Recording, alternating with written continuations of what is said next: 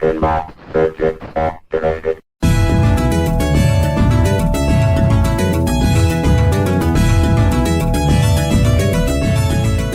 Steve Austin, astronaut, a man barely alive. Gentlemen, we can rebuild him. We have the technology. All right, next project. Bally $6 Million Man. This game was built in 1978. Interestingly, the same year the actual TV show $6 Million Man ended. The show ran from 1973 to 1978. Starred Lee Majors as Captain Steve Rogers, who's the pilot that gets in a huge fiery plane crash, and they use all these different parts and pieces and bionic things to make him better, and he becomes sort of a superhero. Cool show. I watched this show a lot when I was a kid. I loved $6 Million Man. So it's kind of fun to do this game. This game is going to an arcade up in Oklahoma. It's their game. And the owner assured me that the game works 100%. So I am going to not do my usual play testing and making sure everything works before I tear the game apart. I'm just going to go ahead and get started on it. So I just want to document where we're starting on this game. It's going to be a full restoration, cabinet repair, repaint. It's got new side rails that I've already got over there. And then we've got a CPR Playfield for it, which is right here. So that'll go in it as well. And so first step, as always, is to document where we start and make a parts list and get our parts orders going.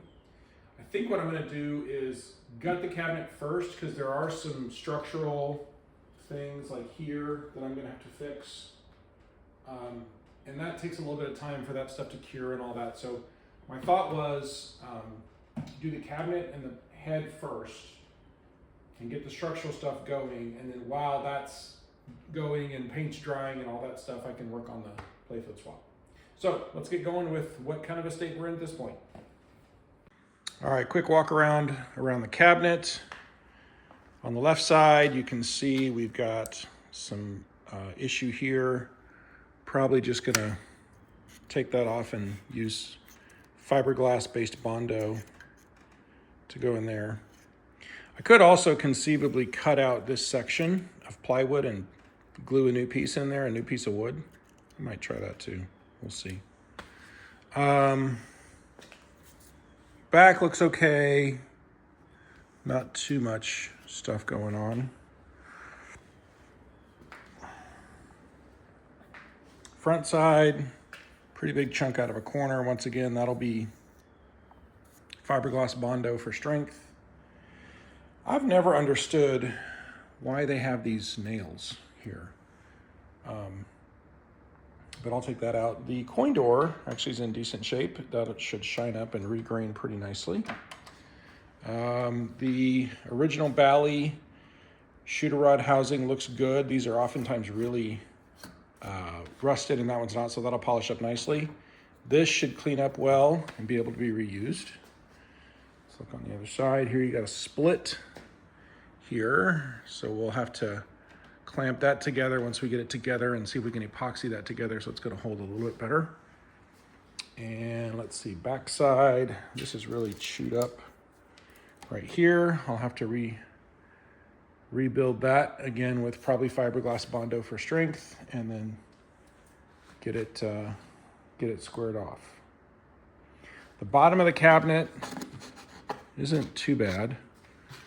Let's look inside. So you got your tilt board here, looks in good shape. I'll just clean that up a little bit and put it back in. The nice thing about these Bally's is the cabinets are very simple compared to a System 11 or whatever. It's just super easy to get these apart. I leave the ground braid in. I'll probably replace all the ground braid with fresh ground braid just to have new stuff, but I like to leave it in here while I'm painting it so that I have a template to go by, a guide to go by. All of the leg Connector plates look fine. On these Bally's, you've got this piece here, and this actually you just have to tape off. You cannot get this out, at least I can't reasonably, and these nails are like, you can't find them. So I'll just tape this off, we'll polish it. As we paint it, it'll be fine. Take a look at the head real quick. It's over here. So here's one side. The head's actually in pretty decent shape. Here's your, you can see the 6 displays. So you got 4 on this side, 2 over here, and then your player display there. Let's open this guy up and see what we got inside. So he's got new boards in it already, so that's good. Means we probably won't have any problems firing it back up. And it's pretty straightforward. The head looks pretty good. Pretty clean up nicely. I'm gonna leave. Well, we'll see. We'll see if I pull out that ground plate or not. Sometimes I do, sometimes I don't. We'll see how it looks. I do want to try and save all of the original documentation on the sides. So probably what I'll end up doing is leaving all that in. And because I'm a little concerned if I take it all out, a lot of that original paperwork's gonna get destroyed. We'll see. All right, and let's look at the other side. Here's the other side of the head, pretty good. I replaced the lock, make it look nice. But I mean, the head's actually in really good shape. All right, let's go over to Playfield.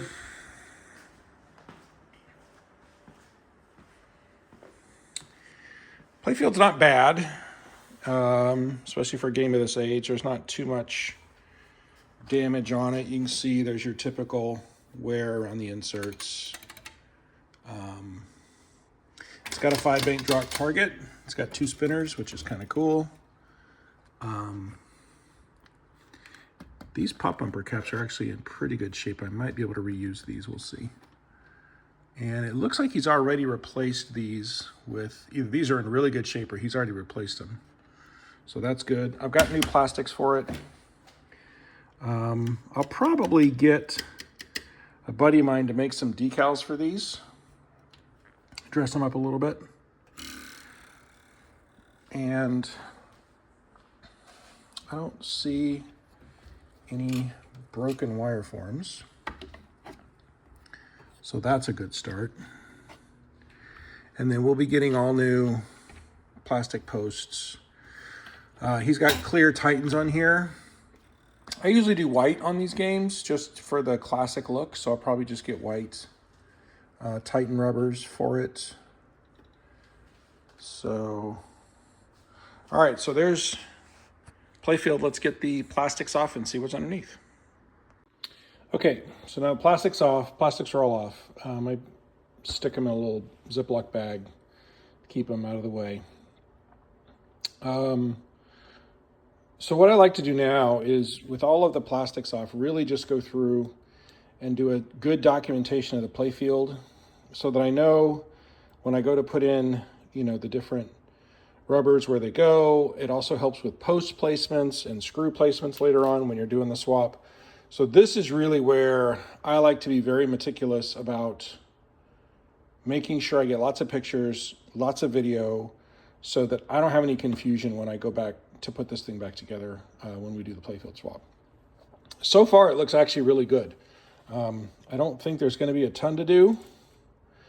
As far as replacing things, I don't see a lot of things that are straight up broken. Obviously, we'll replace these rollover switches.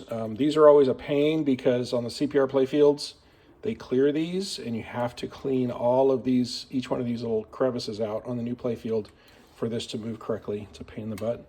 I'll have to get a new pop-up piece here.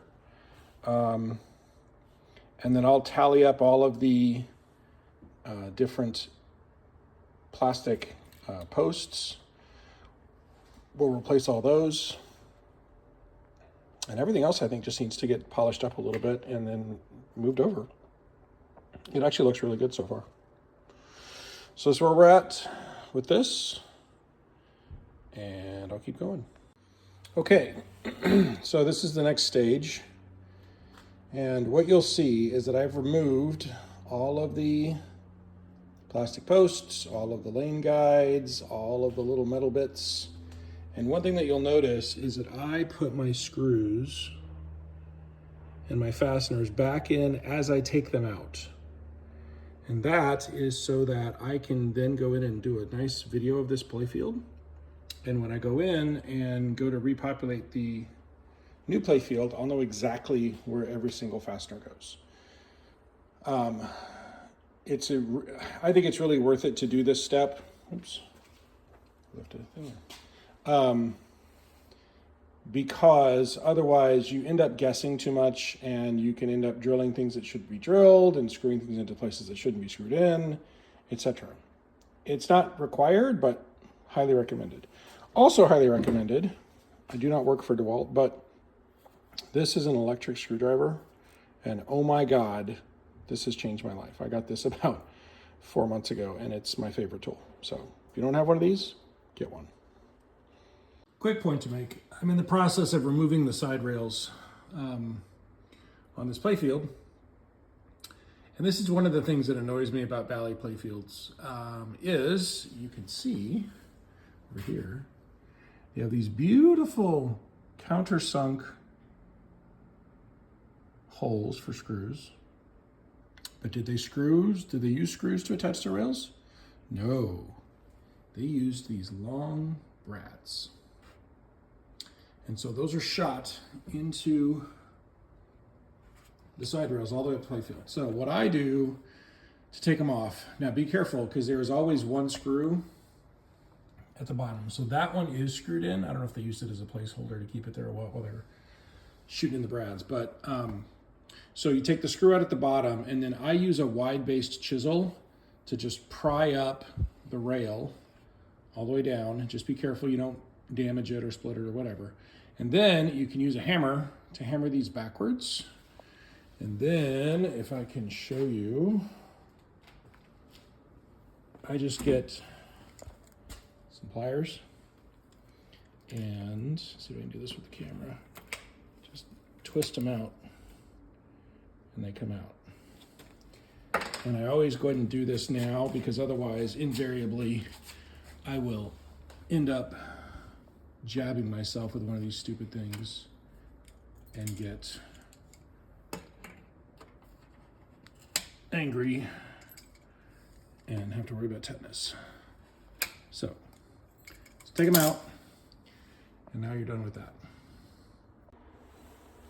All right, so now that we've gotten the top side of the playfield mostly depopulated, except for the pops, we can go ahead and start removing the T-nuts. And this is the next step for me anyway, in a playfield swap. I'm gonna swap all these T-nuts over one by one, remove all the set screws, tap them out, and then move them over to the new playfield, hammer them in, and then reset the screws. So that's the first step for me, and I'm gonna try and reuse these T-nuts. My experience is that the old factory T-nuts are easier to put in than ones you get from the Home Depot or Lowe's or whatever, so I try and keep them when I can. So let's get started on that. So I've got all the set screws out, and I just use a little screwdriver to push these out from the back, and they come right out. So now what I'm gonna do is I'm gonna take these and I'm gonna move them all over to the other playfield. So go over here. You'll see the same spots over here, and I just put them right through. Now, I've had to drill these out a little bit because the holes that were in here from CPR were slightly small. So just drill it out from the front, no big deal. Just remember when you're drilling, see, I forgot to drill that one, so that one needs to be done. And that one too. So let me just show when you're drilling, what you want to do is I drill from the front, don't drill from the back because you'll go through the clear and you can crack it. Always make sure you reverse drill the clear first. So put your drill in reverse, same size bit, Get through the clear on reverse and then turn it into forward and drill through. That's going to eliminate almost all of the cracking that you'll have with drilling out holes. Okay, all our T-nuts have been installed. I'm going to show you guys the locations just in case anybody's doing a $6 million man and wants to know where they go. Luckily, this game's pretty symmetrical, so it's pretty easy to figure out where they go. Once again, I just go, one or two at a time so you don't get confused. Move them straight over, install them. I use a little hammer just to hammer these in. I know that there are some people that have like puller devices they've come up with. I've never had a clear crack yet, knock on wood, from hammering those in. And that's how they did it in the factory. So I'm okay with that.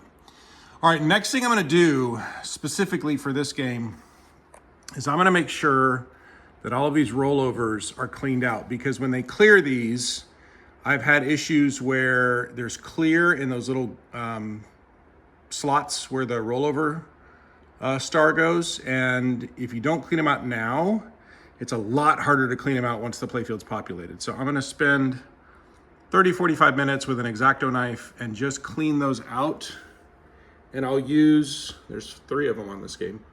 I'm gonna use a rollover star. And two things you can do. You can either cut the little nib off of it. Let me grab one and show you. So here's a rollover star, okay? So you can do a couple of things.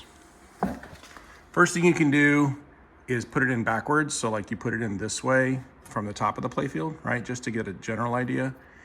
And then what I'll do is you can either take the old ones and cut this little nib off the end, because what happens is that nib gets captured by these little prongs. And if you don't cut the nib off, you're not gonna be able to get it back out without cutting the nib off. That's how you get them out. So what I'll probably do is take the old ones off the old playfield, since I'm gonna cut the nibs off anyway, and use those as little templates to make sure that before I populate this playfield, these are all cleaned out and that is moving completely freely, because if you don't, it's a pain in the butt later.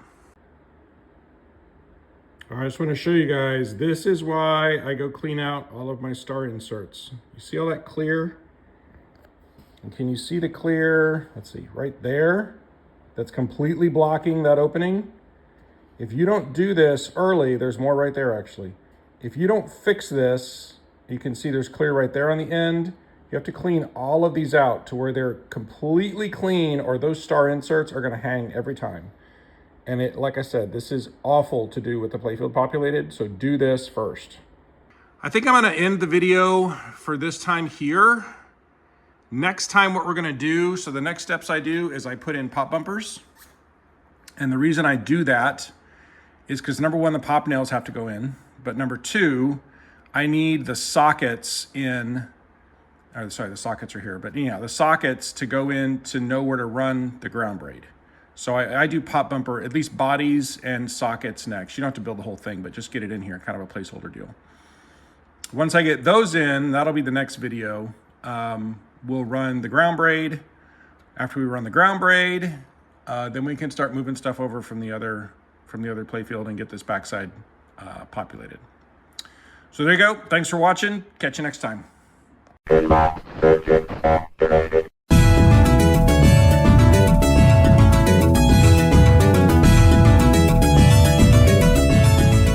Steve Austin, astronaut, a man barely alive.